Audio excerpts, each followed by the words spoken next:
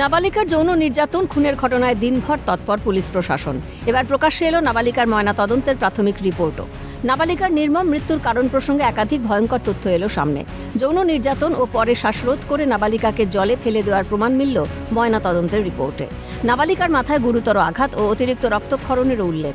দেহে রয়েছে একাধিক ক্ষত ও গোপনাঙ্গে আঘাতের চিহ্ন স্পষ্ট। পাশবিক এই নির্যাতনের পর জলে ডুবেই মৃত্যু হয়েছে নাবালিকার অনুমান পুলিশের। অন্যদিকে ঘৃণ্য ঘটনার সঙ্গে জড়িত অভিযুক্তদের বিরুদ্ধে কড়া আইনের প্রয়োগ বিজেপির। বিগত সরকারের আমলের মতো আর কোনো অপরাধ করে ছাড় পাওয়া যে সম্ভব নয়, রাজ্যে তা বেশ স্পষ্ট। দ্রুতগতিতে যেন তাদের ধরা হয় এবং আশা করি তাদের আইন মাফিক যে ধরনের পানিশমেন্ট দরকার সেগুলোই করেছে, সেটাই আমরা বলতে চাই। এটা একটা জঘন্য ঘটনা, এই ধরনের ঘটনা হওয়া উচিত না। পক্সো আইনের 6 নম্বর ধারায় মামলা রুজু ধৃতদের বিরুদ্ধে। এই আইনে অভিযুক্তদের বিরুদ্ধে দোষ প্রমাণিত হলে 20 বছর থেকে শুরু করে যাবজ্জীবন কারাদণ্ডের শাস্তিও হতে পারে মোটা অঙ্কের জরিমানাও। আদালতের বিচারে দোষীদের ফাঁসির সাজা হওয়াও অস্বাভাবিক নয়।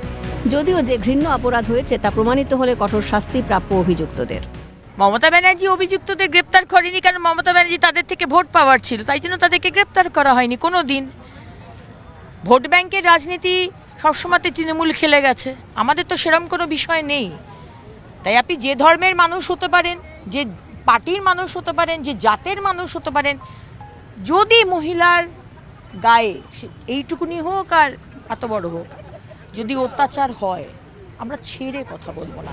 তবে শুধু যৌন নির্যাতনের অভিযুক্তরাই নয়, রবিবার যারা বিক্ষোভে জড়িত ছিল শাস্তি হবে তাদেরও। পুলিশের কাজে বাধা দেওয়া থেকে শুরু করে পুলিশের গাড়ি ভাঙচুর ও জ্বালিয়ে দেওয়ার ঘটনা, চিহ্নিত 200 জনকে খুঁজে বের করে শাস্তি দেবে বিজেপি সরকার। কে বা কারা তাদের বিক্ষোভে মদত দিয়েছে তাও খতিয়ে দেখবে পুলিশ। পুলিশের এই তৎপরতাকে সাধুবাদ জানাচ্ছে বিজেপি সরকার।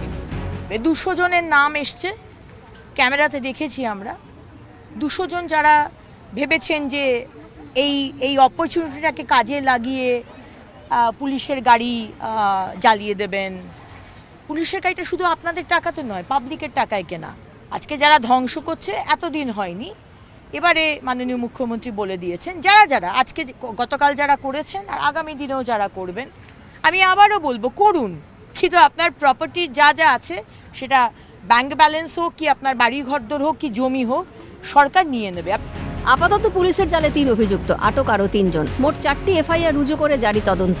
এবার আদালতের নির্দেশে 14 দিনের পুলিশি হেফাজতে ধৃত 2। 20 জুলাই ফের তাদের পেশ করা হবে বারুইপুর আদালতে। মঙ্গলবার আদালতে পেশ আরও 1 ধৃতকে। আদালতের নির্দেশ, ধৃতদের দৃষ্টান্তমূলক শাস্তি মেলা এখন সময়ের অপেক্ষা। পাশাপাশি যে জায়গা